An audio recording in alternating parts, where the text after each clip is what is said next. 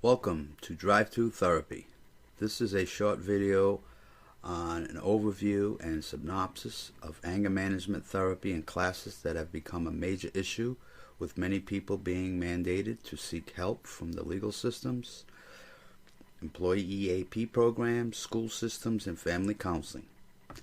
Most of the treatment approaches or therapies today only touch on the behaviors or the symptoms associated with anger. They just don't get to the real cause of anger, which I will discuss later. An example would be teaching relaxation techniques, problem-solving skills, breathing exercises, and even using humor to diffuse anger. These listed approaches seem sexy, but they are really generally ineffective and not helpful in the long run. I'm sure many of you have seen the feelings chart on bulletin boards on counseling offices, school systems, and treatment centers. Today I'm going to talk about what really triggers anger and how to deal with it and prevent it from affecting your life and your relationships. There is nothing more unappealing than someone who is always harboring angry feelings and not dealing with them in a healthy manner. Every person feels anger.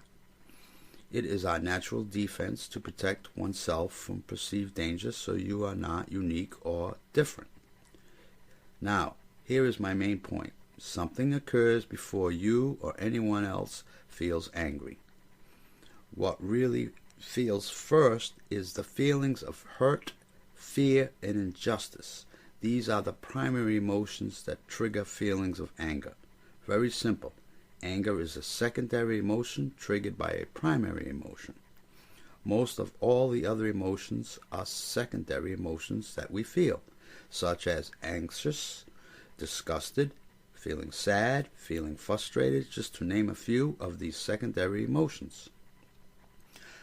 The primary three I call the big three because of all the feelings that we have to deal with. These three, or a combination of one or two or all three, often lead to anger and other secondary emotions. I want you to think about the last time that you were angry. Take a minute. You got it?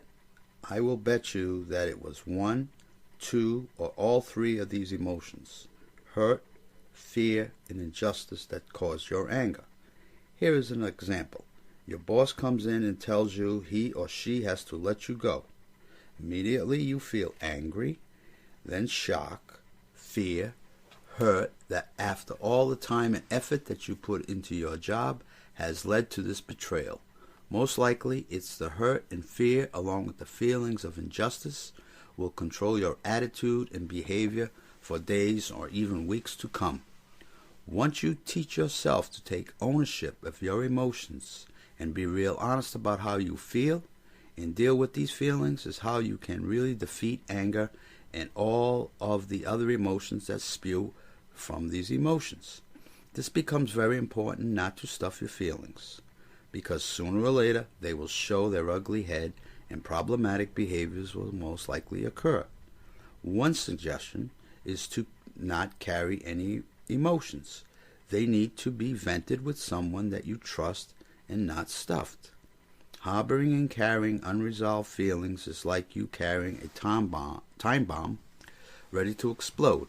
In many cases, people then take out their stuffed emotions out on someone who is not the person or the situation that caused the emotions to begin with in the first place.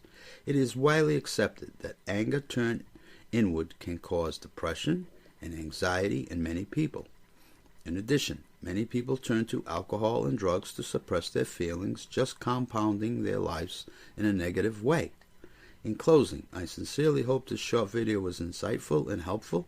In addition, if you need help with this issue, please seek help, and please stay tuned for my next video coming up shortly is on happiness. Thank you again.